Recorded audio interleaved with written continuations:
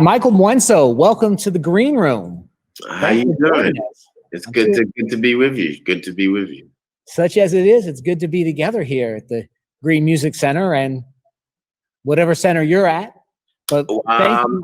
I'm now in Buffalo and very blessed to be here for a little bit of time to express and share my thoughts and opinions on the music and Black art and Black culture at Buffalo University. A new Awesome. initiative they have down here, so I'm really looking forward to it.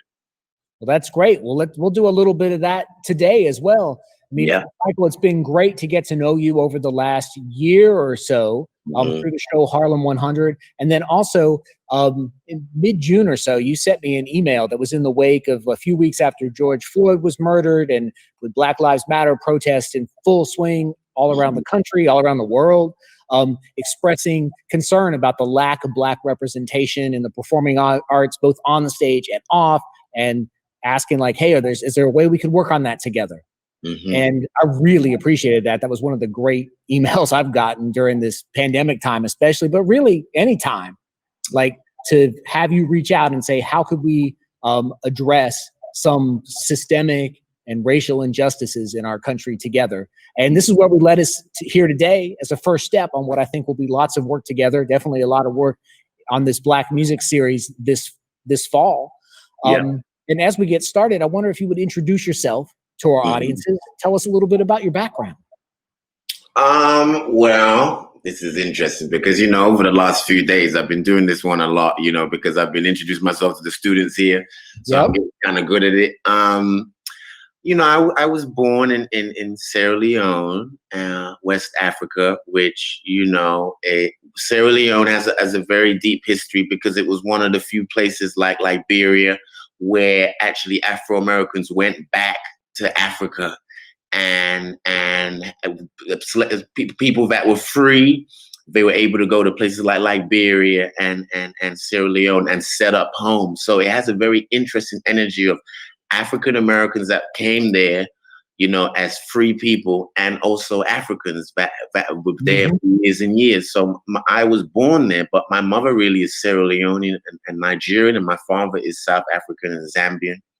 And they met in London in the early 80s. And my mother had me. I was born in Sierra Leone, and I lived there till the ages of 10. And my mother got married and fell in love with this incredible human being called Roger Harrington, who sadly died in the car crash about a year and a half into the marriage after we moved to London. Oh. And, and then this time too, my mother sadly was deported back to Nigeria. So I was then basically, I would say, spiritually adopted by her first landlord, who was who was her first landlord when she came to London with my aunt in the late 1970s when she came to England. And they lived in this brownstone, basically, with this mathematician. He was a math teacher. And then years later, when my mom was deported, he basically adopted me. But he was this incredible man. His name was Thomas Blofield. He was this incredible man that had this deep, deep passion for Americana and Afro-American music. So he's the one that really planted the gift of music within me, in a sense of allowing me and give me the ability to go and see the Ray Charleses at 12 years old and B.B. King, and go to the Ronnie Scotts as a young child and talk to Elvin Jones and Tommy Flanagan and ask them questions. He was the person that would allow me to write that sick note at 3 p.m. to go to the sound check to see Ray Charles. That's amazing. Wow. And pretend I was in the band and have the trombone with me, and that's what I did. And he basically gave me that free for all. And I lived with him for many years. And then as I grew as a musician, as a trombonist, and, I learned, you could say, the tradesmanship of being a musician, playing in reggae bands, Afrobeat bands, sharing, hotel rooms with stinky men, when you're 18 and 5 people in there and you're playing at the holiday resorts.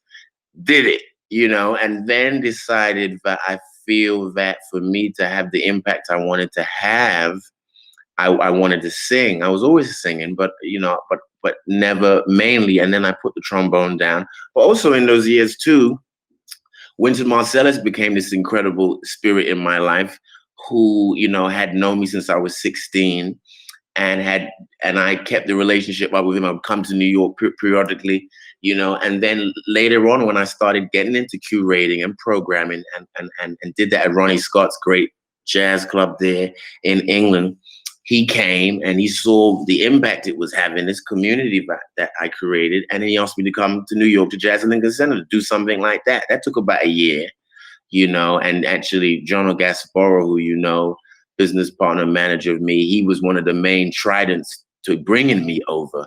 He kept in Wynton's ear, you got to bring this guy over. You got to get Mwenso here. Even Wynton kind of was like, I don't know, man, this is too difficult.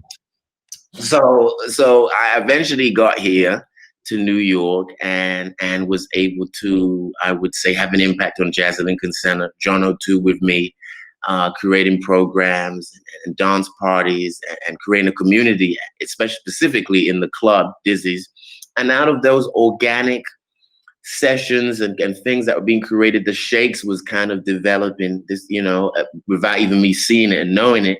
And then when I stopped at Jazz at Lincoln Center and started to, branch out on my own, as I say, with Jono, we were able to kind of create, this group called Mwenso and the Shakes, which for the last, I would say, 5 years, we've been doing persistently and have been able to be in front of people like you and create, incredible musical presentations like Harlem 100 and another one. So it's been an incredible life already.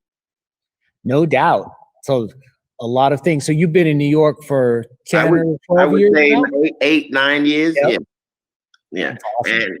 And I never thought there were people around me when I was, other musicians, who their dream was to get to New York. They get to New York. It never really was a dream for me, really.